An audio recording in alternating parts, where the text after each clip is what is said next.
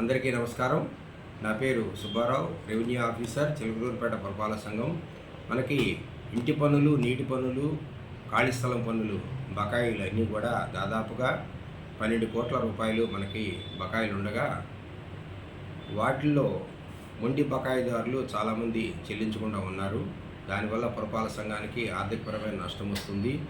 మన గౌరవ శాసనసభ్యులు శ్రీ పత్తిపాటి పుల్లారావు గారు, చైర్పర్సన్ గారు, వార్డు మెంబర్లు, అలాగే municipal commissioner Shri P Haribabu గారు ఈ బకాయిలు ఉన్న వారందరినీ కూడా వసూలు చేయవలసిందిగా వారి ఆదేశాలు, సూచనల మేరకు ఈ సంవత్సరం దాదాపుగా 1,36,00,000 అదనపు కలెక్షన్ తీసుకురావడం జరిగింది. అందులో భాగంగా అదనంగా అంటే కొత్తగా నిర్మించిన భవనాలకు కానీ, యూసేజ్ మారిన భవనాలకు కానీ పన్నులు విధించడం ద్వారా 85 లక్షల పైగా ఆదాయం, కొత్తగా ఆదాయం రెండు కలిపి దాదాపుగా గత 4 నెలల్లో 2 కోట్ల ఆదాయము పురపాలక సంఘ అడ్మిన్లు కానీ, రెవెన్యూ ఇన్స్పెక్టర్లు కానీ, పురపాలక సంఘ సిబ్బంది యొక్క సహకారంతో 2 కోట్లు అదనంగా ఆదాయం తీసుకురాగలిగాం. దీనికి ముఖ్య కారణము గౌరవ శాసనసభ్యులు ఇచ్చిన ఆదేశాలు, సూచనలు, అలాగే పురపాలక సంఘ చైర్పర్సన్ గారు, వార్డు మెంబర్లు, అలాగే మున్సిపల్ కమిషన్ గారి యొక్క సూచనలు, ఆదేశాలు. ఈ ప్రకారంగా మనం 2 కోట్ల అదనపు ఆదాయం తెచ్చుకోగలిగాం. అయినా ఇప్పుడు 12 కోట్ల మొత్తం డిమాండ్లో 5 కోట్లు మాత్రమే వసూలైంది. ఇంకా 7 కోట్లు వసూలు చేయాల్సి ఉంది.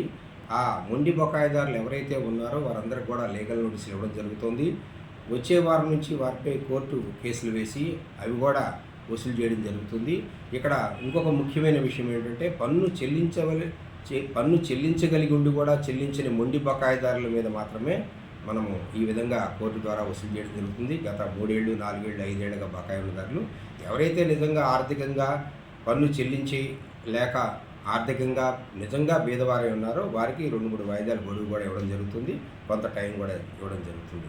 కాబట్టి సకాలంలో పన్ను చెల్లించి పురపాలక సంఘానికి ఆర్థికంగా తోడ్పడిన పట్టణ ప్రజలందరికీ కూడా మా పురపాలక సంఘం తరఫున కృతజ్ఞతలు తెలియజేస్తూ, ఇంకా మొండి బకాయిదారులని అలాగే పన్ను చెల్లింపుదారులకి ఒక ముఖ్యమైన విషయం ఏమిటంటే, కొంతమంది మనకి పన్ను రాయితీ వస్తుంది, వడ్డీ రాయితీ వస్తుంది అని గత సంవత్సరంలాగా వడ్డీ రాయితీ వస్తుందనే ఉద్దేశంలో ఉన్నవారికి ప్రభుత్వం వారు తెలియజేసింది ఏంటంటే, ఎటువంటి వడ్డీ రాయితీ ఇవ్వడం జరగదు ఈ సంవత్సరము అని తెలియజేస్తున్నారు. కాబట్టి బకాయిదారులు ఏదైతే ఇంటి పన్ను, నీటి పన్ను, ఖాళీ స్థలం పన్ను బకాయిలు ఉన్నారో వారందరూ కూడా వెంటనే చెల్లించవలసిందిగా, ఈ సంవత్సరం ఎటువంటి వడ్డీ రాయితీ రాదని వెంటనే చెల్లించవలసిందిగా పన్ను బకాయిలు పురపాలక సంఘానికి అభివృద్ధికి తోడ్పడవలసిందిగా మరీ కోరుతూ అందరికీ నమస్కారం.